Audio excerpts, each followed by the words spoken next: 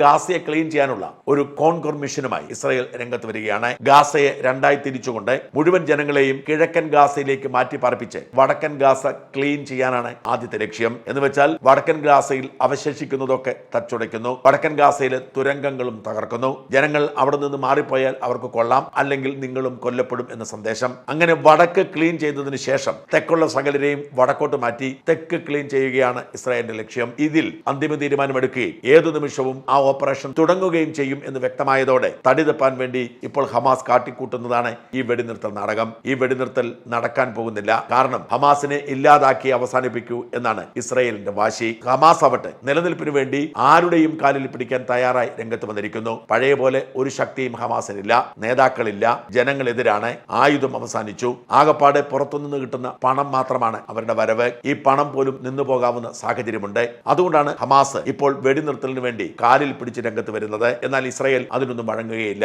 മുഴുവൻ ജനങ്ങളെയും മോചിപ്പിക്കുക എന്നത് മാത്രമാണ് വെടിനിർത്തലിനുള്ള പ്രാഥമിക ചർച്ച. പിന്നെ ഹമാസിനെ അവശേഷിപ്പിച്ചുകൊണ്ടുള്ള ഒരു ചർച്ചയ്ക്ക് മാത്രമേ അന്തിമ വെടിനിർത്തലിന് പ്രസക്തിയുള്ളൂ. എന്തായാലും ഇസ്രായേൽ രണ്ടും കൽപ്പിച്ച് രംഗത്തിറങ്ങിയതോടെ ഹമാസ് വെടിനിർത്തൽ നാടകവുമായി രംഗത്ത് വന്നിരിക്കുന്നു. മറ്റൊരു നിവൃത്തിയുമില്ലാത്ത ഹമാസിനെ എങ്ങനെയെങ്കിലും ഇതൊക്കെ അവസാനിപ്പിച്ച മതിയാവൂ, അല്ലെങ്കിൽ ഹമാസിനെ ഗാസക്കാർ പോലും പഞ്ഞിക്കിടുന്ന സാഹചര്യം രൂപപ്പെടും.